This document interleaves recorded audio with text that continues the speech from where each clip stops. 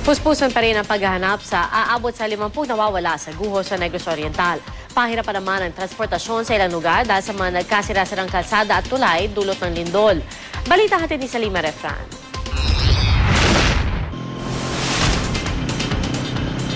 Mga bitak-bitak na kalsada, mga tulay na may sira at nagsiguhong bahay ang sumalubong sa amin habang patungo sa bayan ng La Libertad. Ang dalawang palapag na bahay na ito, tuluyang nagiba kaya inabandona. Tanging mga alagang lovebirds ang naiwan. Gumuho rin maging ang gusaling ito ng pamahalaan.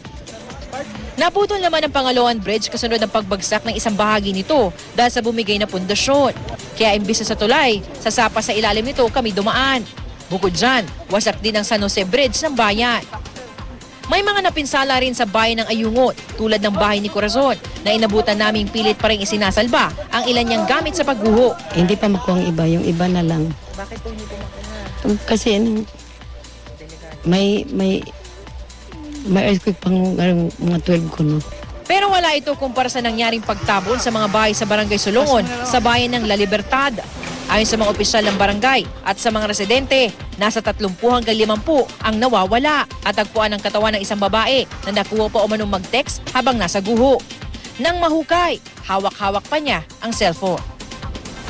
Inabot na ng dilim ang pagdating sa Himalalud ni NDRRMC Executive Director Yusek Benito Ramos na nagbabala laban sa mga pagpapakalat ng mga text scare na nagsasabing may mas malakas na lindol na darating. Pag dagdagan itong problema dito dahil yung mga tao ay nagpapanik dahil nga dito sa text scare na ito. Pero kabado pa rin ang mga residente, lalo't may mga aftershock pa hanggang gabi na dinagdagan pa ng problema ng pag-ulan at kawalan ng kuryente.